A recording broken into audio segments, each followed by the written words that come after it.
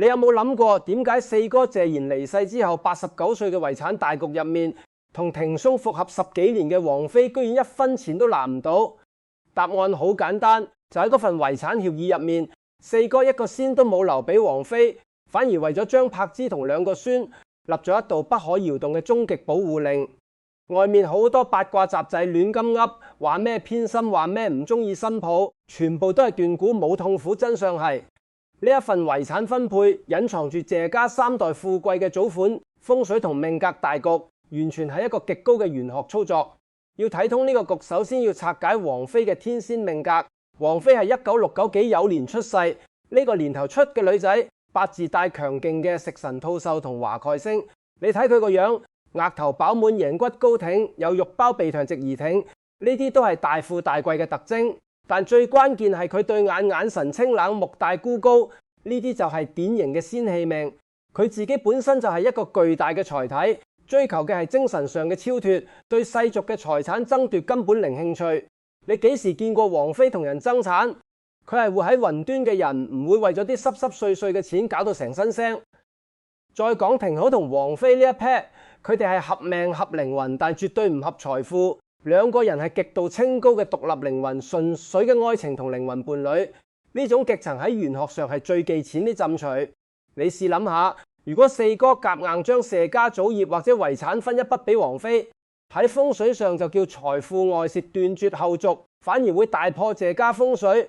呢筆錢一旦過咗王菲手，就會破壞佢同庭鬆之間最純粹嘅精神狀態，令到呢段感情蒙上俗氣。所以話四哥唔留錢俾王菲，唔係唔尊重，而係對王菲、對庭鬆、對成個謝家風水局最高明嘅保護。佢老人家擺明車馬，就係要保住呢對靈魂伴侶，唔好因為啲錢而變質。老實講，換作係你面對前妻生嘅2個孫同埋現任靈魂伴侶，你會點樣分呢份遺產？你係咪都覺得四哥呢個決定先至係最明智、最通透嘅做法？如果你都覺得呢個玄學拆解夠到肉，即刻撳下面個 subscribe 訂閱掣，拉開旁邊個小立洞，點讚同埋留言話我知你嘅諗法。下一部分我即刻幫你結滅張柏芝究竟憑咩嘢成為謝家風水局入面最終嘅大贏家？你以為四哥老懵懂，錯晒份遺產協議，1個仙都冇留俾王菲，反而為張柏芝同2個孫笠咗盜鐵桶陣嘅終極保護令。出面啲八卦雜誌亂吠，話咩偏心，話咩唔妥新抱，全部都係膚淺過地皮。真相係呢鋪棋隱藏住謝家3代富貴嘅祖款、風水同命格大局。四哥擺明車馬，唔係玩偏心，係玩緊一套極高嘅風水佈局。要拆局，首先要睇通王菲嘅天仙命格。佢1969幾酉年出世，呢個年份嘅女仔，八字帶強勁嘅食神吐秀同華蓋星，即係天生食藝術飯，靈氣逼人嗰種。你睇佢個額頭飽滿到可以照鏡，頸骨高挺得嚟，有肉包住，鼻項直兼挺，呢啲全部都係大富大貴嘅特徵，冇得頂。但全個面上最關鍵係邊度？係佢對眼眼神清冷，目大孤高，呢種就係典型嘅離線命，即係唔屬於凡塵嗰種。佢自己本身就係一個巨大嘅財體，吸金能力勁過印銀紙，但佢追求嘅從來都係精神上嘅超脫。你幾時見過佢為錢同人面阻阻？佢對世俗財產爭奪根本零興趣，完全係活喺雲端嘅人。再講庭紅同王菲呢 pair，佢哋係合命合靈魂，但絕對唔合財富。你睇佢哋兜兜轉轉10幾年，最後都係行翻埋一齊，就知呢段關係係靈魂級嘅契合，純粹到一個點。2個人都係極度清高獨立嘅個體，愛情就係愛情，一講錢就即刻升值。喺玄學上，呢種極層最忌就係錢呢浸除。你試諗下，如果四哥夾硬將謝家祖業分一筆俾王菲，喺風水上叫咩叫財富外泄，斷絕後續？輕則搞到謝家風水大破，重則連呢段感情最純粹嘅精神狀態都毀埋。王菲本身唔恨錢，你硬塞錢俾佢，反而會破壞佢同庭鬆之間嗰種超凡嘅磁場。所以話四哥唔留錢俾王菲，唔係唔尊重，而係對王菲、對庭房、對成個謝家風水局最高明嘅尊重同保護。佢老人家呢步棋係要保住呢對靈魂伴侶，唔好因為啲俗氣嘢而變質。老實講，換作係你面對前妻生嘅2個孫同現任靈魂伴侶，你會點分遺產？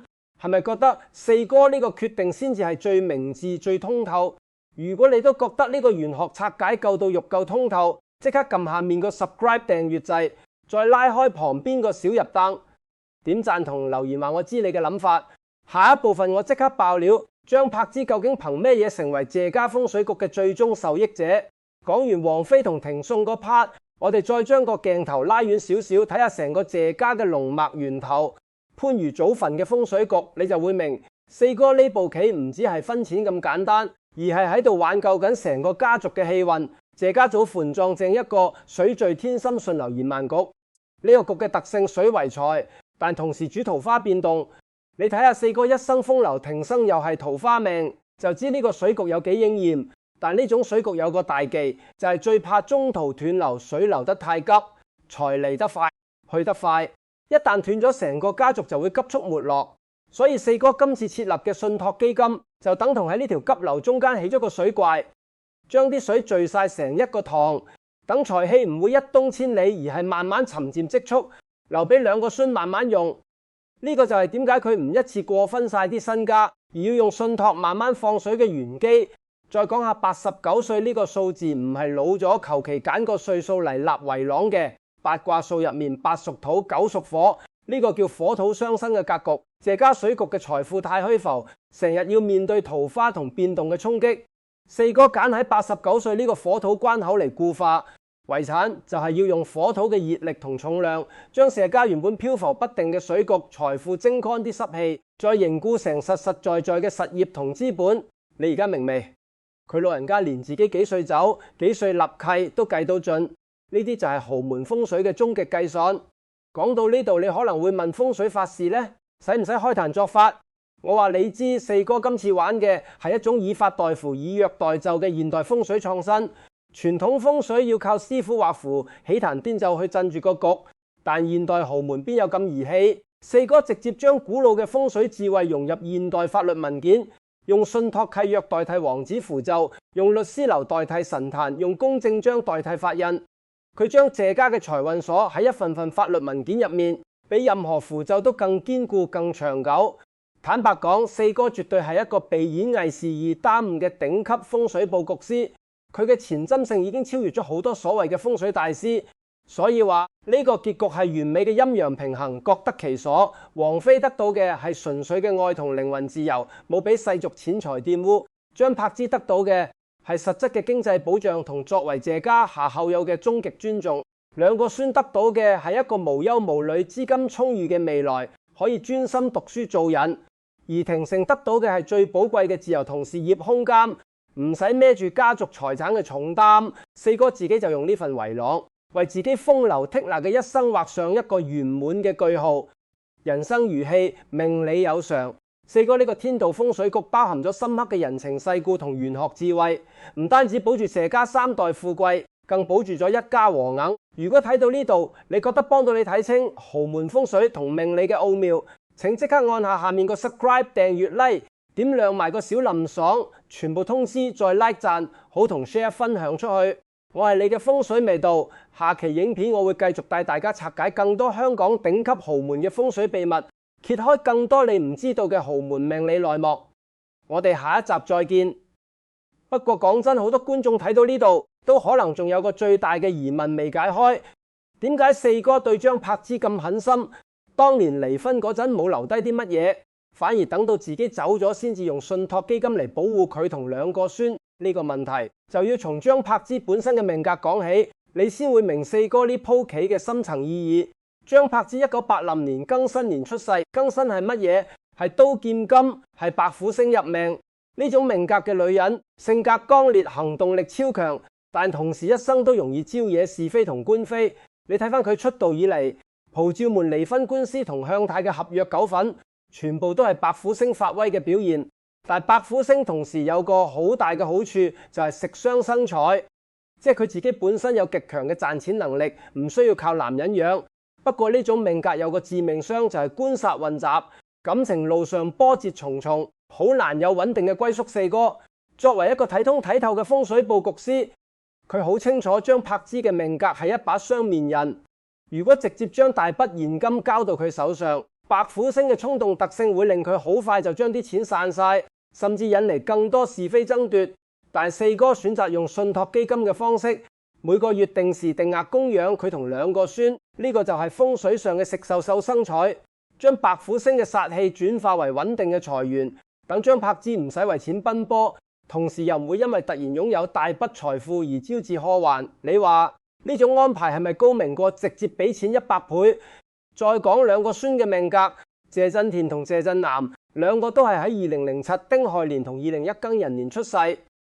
丁亥年嘅小朋友水火既濟，天生聰明伶俐，但體質偏弱；庚寅年嘅就係金木交戰，性格硬淨但極具創造力。四哥設立呢個信託基金，唔係就咁將啲錢擺喺度，而係設計咗一套教育金、床簷金、結婚金3層釋放機制。呢個設計對應嘅就係風水上嘅3元9運，等兩個孫喺唔同嘅人生階段，啱啱好攞到最需要嗰筆錢。唔會太早揮霍，亦唔會太遲幫唔到手。呢種細緻到每個時間點嘅計算，絕對係大師級嘅操作。你以為四哥淨係諗住自己個家族？錯啦，佢連王菲嘅感受都計算在內。王菲呢種天仙命格，最怕就係同錢銀落勢扯上關係。如果四哥真係留咗一大筆遺產俾佢，以王菲嘅性格，佢會點？佢一定會覺得呢筆錢係一種負擔，係一種俗氣嘅支撐，甚至可能會因為咁而同庭崇產生隔線。四哥唔留錢俾王菲，表面上係冇份，實際上係送咗一份最大嘅禮物俾佢，就係清白之身。王菲可以繼續做佢嘅天后，繼續追求佢嘅藝術同精神境界，完全唔使孭住謝家新抱呢個身份嘅任何包袱。呢種尊重比起留10億8億更加珍貴。再講翻個祖墳風水。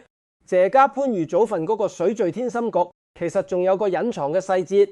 呢個局嘅水口對正嘅係東南方巽位，巽主文昌，所以謝家代代都出叻人。四哥係演藝奇才，庭松係跨界商業奇才，兩個孫將嚟喺學術或者藝術方面都一定有所成就。但水局向順，同時代表名氣大過財氣，即係謝家人容易出名，但累積財富嘅能力就相對薄弱。你睇四哥同庭崇。兩個都係超級紅人，但真正嘅實業資產其實唔算頂級豪門嗰種級數，所以四哥呢次用信託基金將流動現金鎖死，再將部分資金投入物業同商鋪，就係要將名氣轉化為實業，等謝家唔再只係靠拍戲唱歌揾錢，而係可以好似其他老牌豪門咁，靠收租同投資過世。呢個轉身係一個家族由演藝世家過渡到真正豪門嘅關鍵一步。你或者會問，點解四哥唔喺生之前自己做晒呢啲投資，要等到走咗之後先至靠遺讓嚟做？呢個就關乎到生前同死後嘅風水氣場。分別生之前做嘅投資叫做陽財，會受個人運勢波動影響。四哥晚年嘅運程其實已經開始走下坡，如果佢自己出手，反而會拖累成個佈局。但死後通過遺浪執行嘅叫做陰財，呢種財氣會脫離個人嘅業力，直接融入家族嘅風水格局入面，更加穩定同長久。你睇下香港其他豪門，邊個唔係靠老一輩走咗之後嘅遺產信託嚟維持家族百年興旺？四哥呢步絕對係跟隨住頂級豪門嘅傳統智慧。講到呢度，我不得不讚靚四哥嘅心理學功力。佢完全掌握咗3個女人：王菲、張柏芝，仲有佢自己個女，謝婷婷嘅心理同命格需要。謝婷婷作為四哥嘅親生女，喺呢次遺產分配入面得到嘅份額亦都好巧妙。佢本身命格屬水，同謝家祖墳嘅水局相生，但佢性格獨立，向嚟唔靠屋企。四哥留俾佢嘅係一筆可以隨時動用，但唔算巨大嘅流動資金，啱晒佢喺加拿大過蕭呢自在嘅生活。如果四哥留太多俾佢，反而會破壞佢本身嘅獨立性，甚至引嚟外界嘅閒言閒語。你話四哥係咪連自己個女嘅性格同命格都計算到天衣無縫？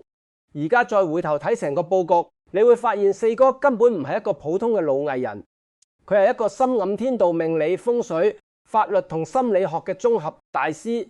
佢用一份遺浪同時做到咗幾樣嘢：第一，保護謝家祖風水唔受破壞；第二，順應王菲嘅天仙命格，俾佢最大嘅精神自由；第三，將張柏芝嘅白虎命格轉化為穩定嘅守護力量；第四，為兩個孫鋪設一條穩健嘅成長道路；第五，將謝家由演藝世家轉型為實業豪門；第六，確保好自己個女得到最合適嘅安排。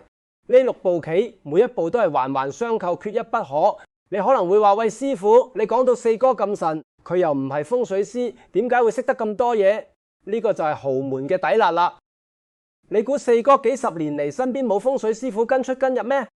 佢哋呢啲大家族由揀祖墳、改名、揀日子結婚、揀邊間公司簽約，全部都有師傅喺背後指點。四哥浸淫咗幾十年，就算自己唔係專家都睇到識背啦。更何況佢本身就係一個聰明絕頂嘅人，將師傅教嘅嘢融會貫通，再配合現代法律知識，創造出呢套以法代符、以約代紂嘅全新傳承模式。呢種智慧唔係讀幾年書就學到，而係需要用一生嘅閱歷去尋鑒出嚟。我再講多少少關於89歲呢個數字嘅玄機。你知唔知89歲喺易經入面對應邊一卦？對應嘅係火地樓卦。樓卦嘅意思係進取、上升、光明，係一個非常好嘅卦象。四哥揀喺呢個歲數立下終極遺攞，就係要藉住互卦嘅氣場，等謝家嘅運勢繼續向上攀升，而唔會因為佢嘅離世而下滑。同時，火地互卦嘅錯卦係水天衰，衰卦代表等待同積蓄，正正呼應咗信託基金慢慢釋放，唔一次過分晒嘅設計理念。你話呢啲計算係咪精確到令人頭皮發麻？講到呢度，我諗你已經完全明白，四哥呢份遺浪根本唔係一份普通嘅法律文件，而係一道融合咗風水命理、易經同現代信託制度嘅終極護家符。佢唔單止保住咗謝家嘅財富，更重要嘅係保住咗一家人嘅和諧同感情。王菲同張柏芝兩個曾經嘅情敵，因為呢份遺浪嘅巧妙安排，唔會再有爭生產嘅機會，反而可以各自安好，繼續過自己嘅生活。霆鋒唔使夾喺中間做磨心，可以專心做佢嘅美食節目同商業大計。兩個孫喺無憂無慮嘅環境下成長，將來必定成才。而四哥自己就可以安心咁合埋雙眼，因為佢知道佢用一生嘅智慧為謝家打造咗一個可以延續至少3代嘅穩固基石。所以話你而家明唔明點解我由頭到尾都話四哥係一個被演藝事業耽誤嘅頂級風水佈局師？佢嘅眼界同胸襟已經超越咗一般嘅即超越同爺爺，而係一個真正嘅家族領袖，一個用風水智慧同現代法律守護家族嘅先驅。佢呢套以法代符嘅創新，將來必定會成為其他豪門爭相仿效嘅典範。最後，我想同你講，人生最難得嘅唔係擁有幾多錢，而係有冇智慧去運用啲錢，令到自己愛嘅人得到真正嘅幸福。四哥用佢嘅遺浪示範咗乜嘢叫做大愛無聲。佢冇用花言巧語去討好任何人，而係用實實在在嘅行動，為每一個人安排好最適合佢哋嘅未來。呢種愛比起任何山盟海誓都更加深刻，更加偉大。如果你睇到呢度，心裏面有一絲感動，或者對四哥嘅智慧有一份敬佩，咁請你即刻做3件事。第一，撳下面個 subscribe 訂閱掣，成為我哋頻道嘅一份子。第二，點亮旁邊個小立鐘，確保你唔會錯過任何一期精彩內容。第三，喺留言區寫低你對四哥呢個風水局嘅睇法，或者話我知你最想我拆解邊個豪門嘅命理秘密你嘅。每一個留言同讚好都係我繼續為大家深挖豪門玄機嘅最大動力。我係你嘅風水微道，下期影片我會帶大家走進另一個香港頂級豪門嘅大宅，揭開佢哋祖墳同陽宅之間嘅神秘聯繫。記住，豪門嘅秘密永遠唔只係表面睇到嘅咁簡單。我哋下一集再見。